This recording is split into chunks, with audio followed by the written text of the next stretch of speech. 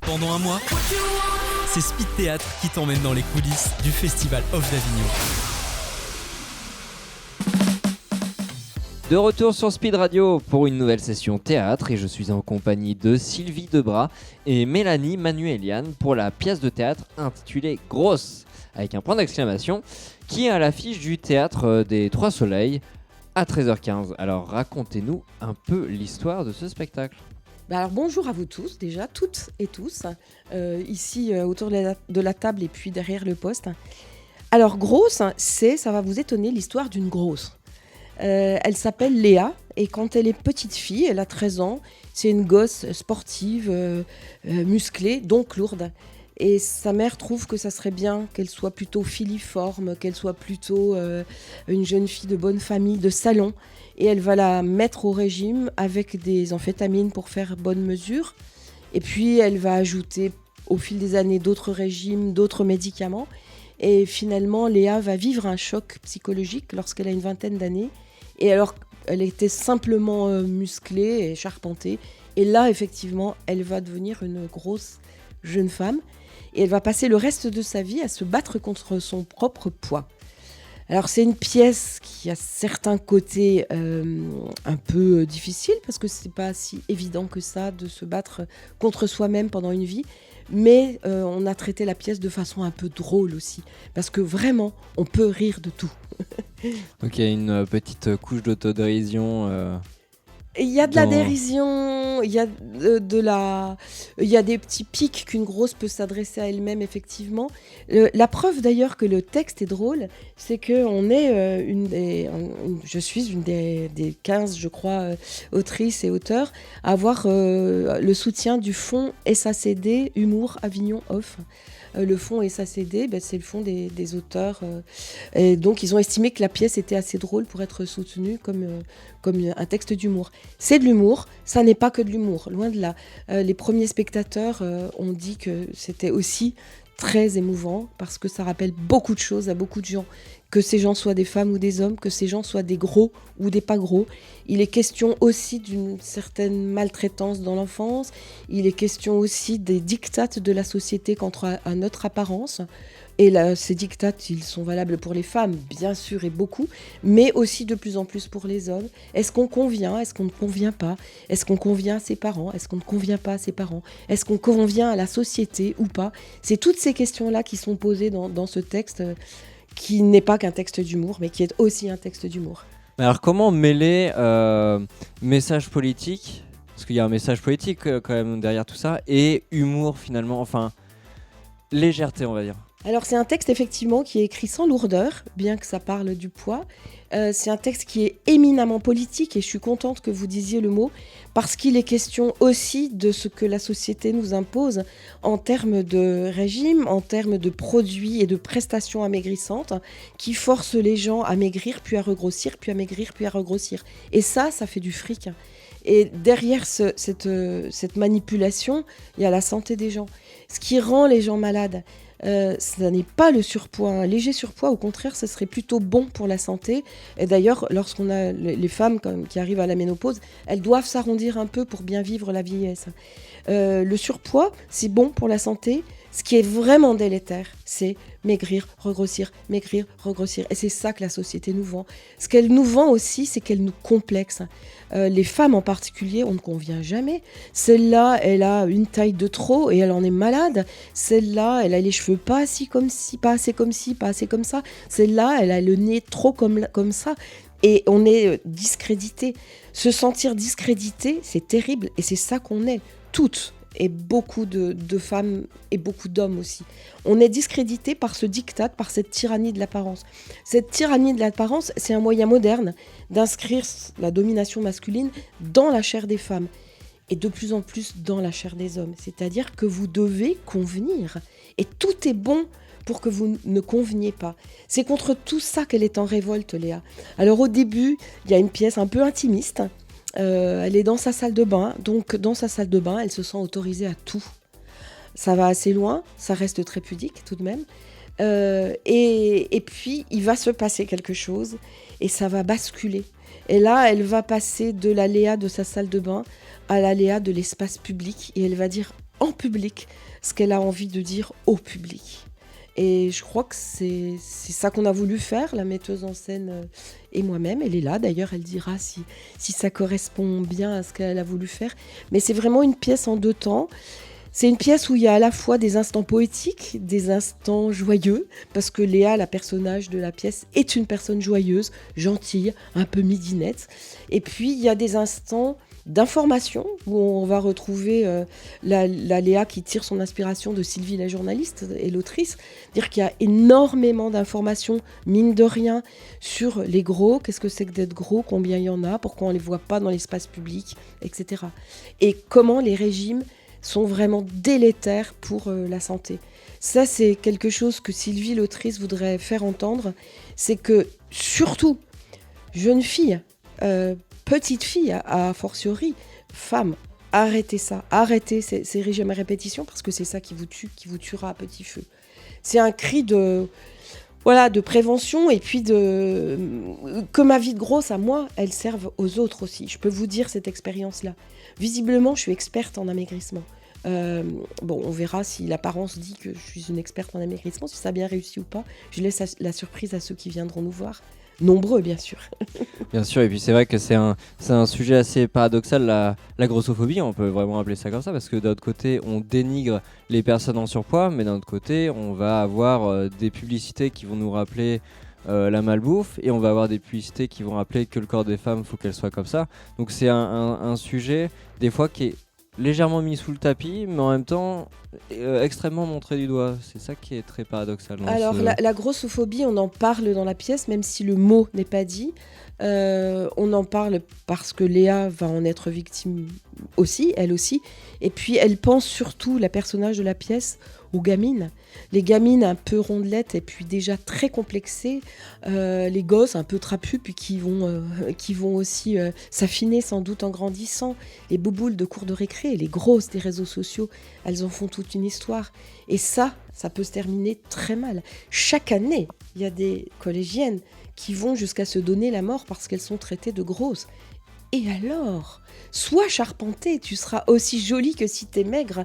Les femmes qu'on nous vend comme du rêve, les Miss France qui font 55 kilos pour 1m76 en moyenne, elles s'affament, elles ont une santé absolument déplorable, on leur arrache les molaires pour qu'elles aient les joues creuses de temps en temps. On nous vend aussi des femmes retouchées par ordinateur.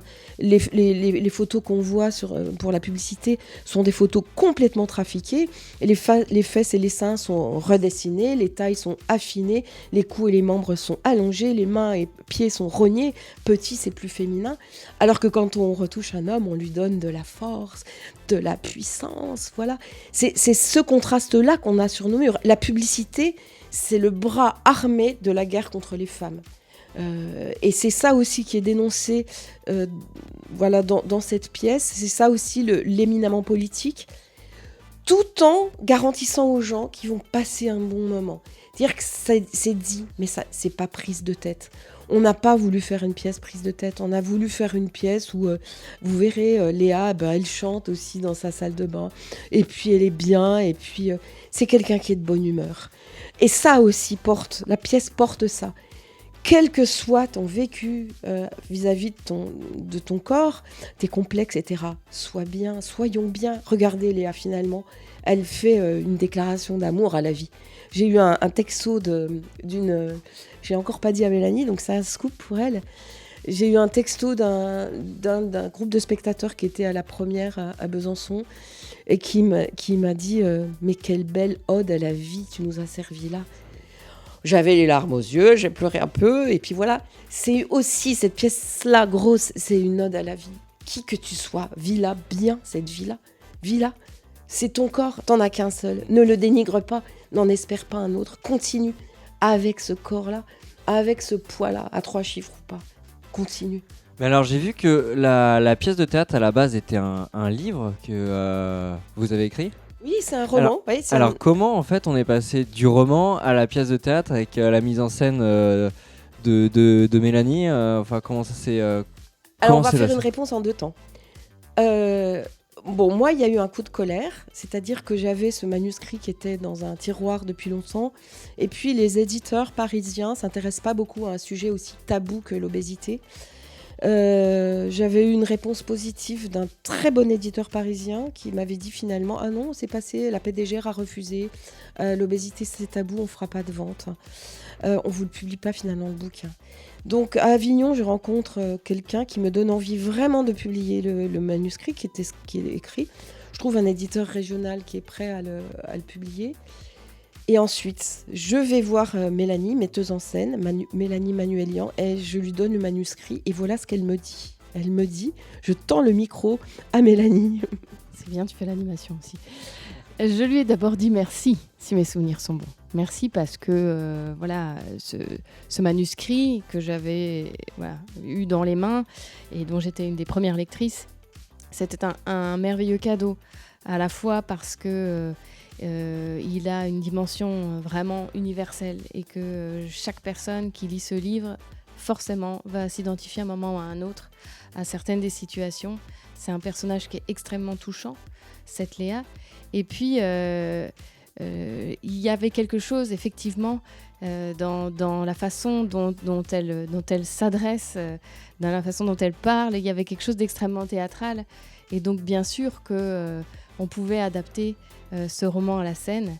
Donc voilà, j'ai d'abord dit merci parce que c'était un beau cadeau. C'est aussi un beau cadeau parce que ce personnage, quand même, est issu en grande partie de l'autobiographie de Sylvie. Donc c'est aussi quelque chose de très touchant, ça, d'entendre les faces peut-être un peu plus cachées chez quelqu'un qu'on connaît. Et puis, ce qui est très beau aussi, c'est que on peut vraiment reporter... c'est pas... Ce que je tiens à dire, c'est que c'est pas un énième spectacle sur une discrimination quelconque, en fait. Il y a effectivement l'aspect léger, poétique de l'écriture, mais il y a aussi de vrais moments de vérité qui sont très touchants et qui, pour moi, justement, justifient la présence de ce texte-là sur une scène, parce que ce sont de vrais moments théâtraux. Et cette pièce de théâtre, elle a été... J'avais pas écrit de quand, parce qu'en effet, il y a eu plusieurs moments de vie qui ont fait que cette pièce de théâtre a évolué dans le temps. Mais c'est quand là, c'est pas forcément pour le festival 2022, le festival d'Avignon 2022, qu'elle a été... ça va pas être la première diffusion. Donc une fois que Mélanie Manuelian a accepté de faire la mise en scène, moi j'ai fait l'adaptation. J'ai réécrit, beaucoup raccourci évidemment, et réécrit le texte du roman pour en faire une pièce de théâtre. Enfin, je croyais que j'avais réécrit. Et puis après, donc, on est passé au jeu. Et là, je me suis bien rendu compte que j'étais encore beaucoup trop bavarde avec mon adaptation théâtrale. Et puis, c'était peut-être trop littéraire encore. Donc, grâce à Mélanie, on a encore travaillé le texte et on a fait une adaptation plus légère et puis plus orale aussi, puisque moi, je suis quelqu'un de l'écrit.